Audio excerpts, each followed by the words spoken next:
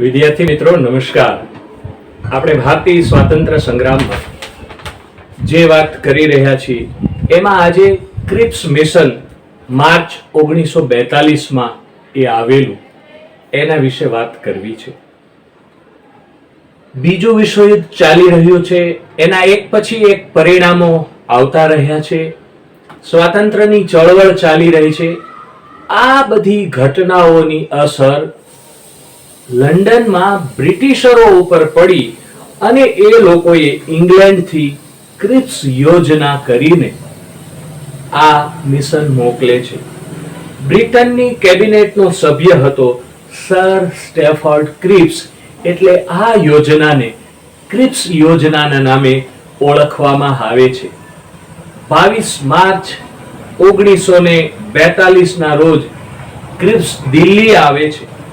તો આ Cripps mission Stafford Cripps શા માટે લઈને આવે છે એના કેટલાક કારણો પણ હતા. ડિસેમ્બર 1941 થી જાપાન યુદ્ધમાં જોડાયેલું અને એનો પ્રભાવ ભારત ઉપર પણ હવે આવે એમ છે. એ કદાચ ભારત ઉપર ખતરારૂપ પણ બની શકે એવી ભીતિ અંગ્રેજોને લાગી હતી, એટલે આ કારણસર પણ ક્રિપ્સ યોજના કરીને મોકલે છે. 1942માં ચીનના નેતા માર્શલ અને શ્રીમતી ચાંગ કાઈ શેક ભારત આવેલા અને એણે ઇંગ્લેન્ડને વિનંતી કરેલી કે તમે ભારતની સ્વતંત્રતા માટે હવે કંઈક વિચાર કરો. આવી ભલામણ એમણે કરેલી એ કારણ પણ હતું.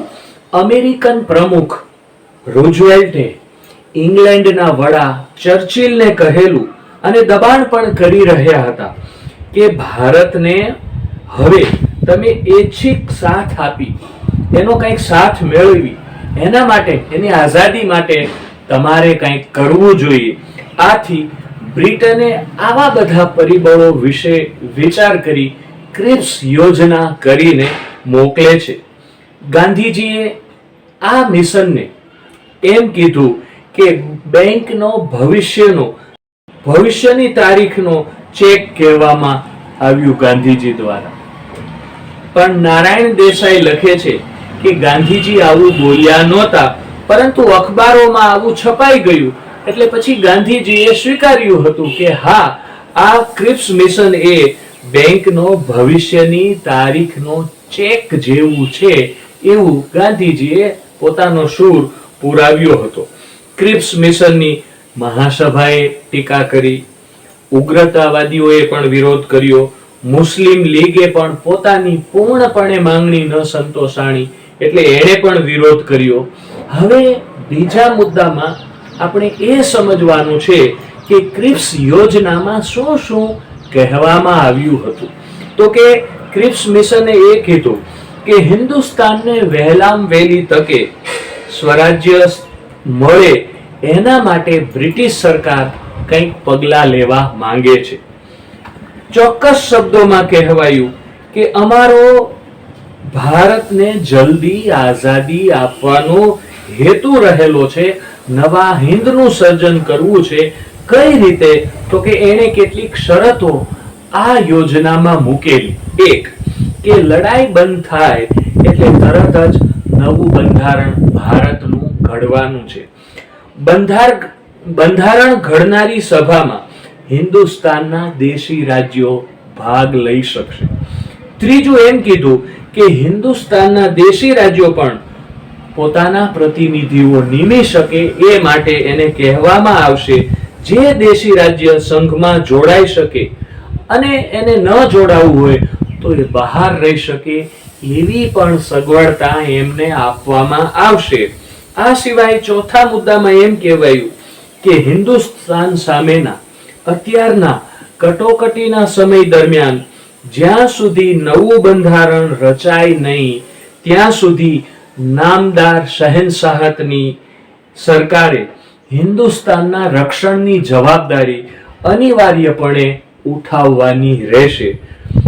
છેલ્લા મુદ્દામાં એમ કીધું કે હિન્દને સાંસ્થાનિક દરજ્જો મળી જશે એટલે એ કોમનવેલ્થમાંથી નીકળી જશે અને સ્વતંત્ર રાષ્ટ્ર બનશે.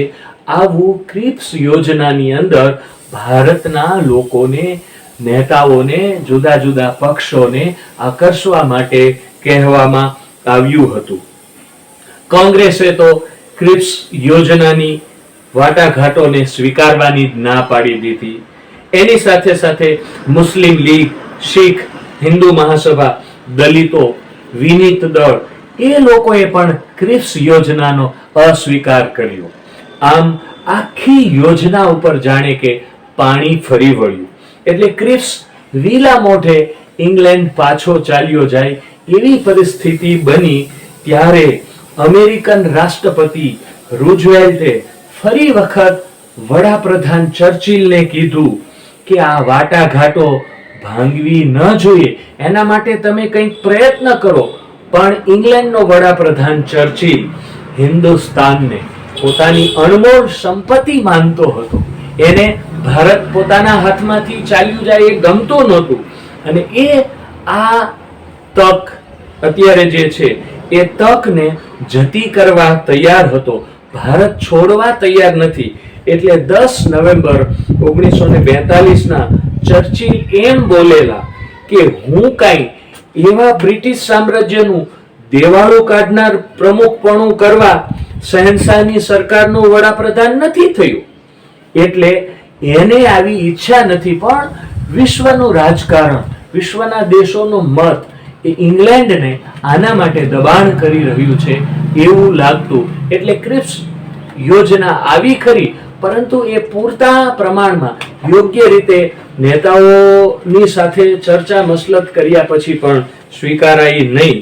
ગાંધીજીને તો ક્રિપ્સ યોજનાનો મુસદ્દો જોતા જ એને ઈ છેતરામણાપણું એ તરત જ પારખી ગયા હતા. અને એને તરત જ ગાંધીજીએ ક્રિપ્સને કહી દીધેલું કે ક્રિપ્સ તમે વળતા પ્લેનમાં જ પાછા ઇંગ્લેન્ડ ભેગા થઈ જાઓ, એવો આ તમારો મુસદ્દો મને જણાય છે. આમ ક્રિપ્સ યોજના નિષ્ફળ ગઈ. આ યોજના અપ્રત્યક્ષ રૂપથી પાકિસ્તાનનો સ્વીકાર કરતી નહોતી. એટલે લીગ નારાજ હતું કે સ્પષ્ટપણે નહીં, તમે ગોળ ગોળપણે પાકિસ્તાનનો સર્જન કરવાનો સ્વીકાર કર્યો છે. એટલે લીગ પણ નારાજ થયું હતું.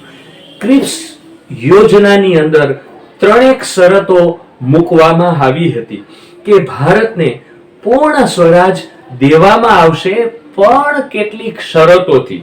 એમાંની એક શરત એવી હતી કે જે પ્રાંત તેનો સ્વીકાર ન કરે એ પોતાની સ્થિતિ યથાવત રહેવા દેશે. એક. બીજું, બંધારણ સભા અને બ્રિટિશ સરકારમાં લઘુમતીની સુરક્ષા માટે એક સંધિ કરવાની રહેશે. 3. જ્યાં સુધી બંધારણ સભા ન રચાય, ન નિમાય, ત્યાં સુધી અંગ્રેજો જ ભારતની સુરક્ષા સંભાળશે. આવી આમાં શરતો મૂકવામાં આવી હતી. આ યોજના છેતરામણી હતી, તેમ છતાં કેટલાક વિદ્વાનો ક્રિપ્સ યોજનાને ઓગસ્ટ ઓફર કરતા વધારે પ્રગતિશીલ એમણે ગણાવી છે. ઇંગ્લેન્ડ ગયો સર સ્ટેફર્ડ ક્રિપ્સ અને ત્યાં જઈને ક્રિપ્સ યોજના જે નિષ્ફળ નીવડી, એનું કંઈ ઉપજ્યું નહીં, એ બધો જ દોષનો ટોપલો કોંગ્રેસ અને ગાંધીજીની માથે ક્રિપ્સે ઢોળી દીધો. આમ ક્રિપ્સ મિશન આવ્યું ત્યારે જે મોટા અવાજે ઢોલ વગાડવામાં આવ્યા હતા, એવું કાંઈ થયું નહીં. એપ્રિલ 1942માં આ યોજના એટલે પાછી ખેંચી લેવી પડી હતી, જેનો હિન્દની જનતા ઉપર બહુ કઠોરાઘાત પડ્યો અને ક્રિપ્સ યોજના છે એ સાવ નિષ્ફળ નીવડી હતી.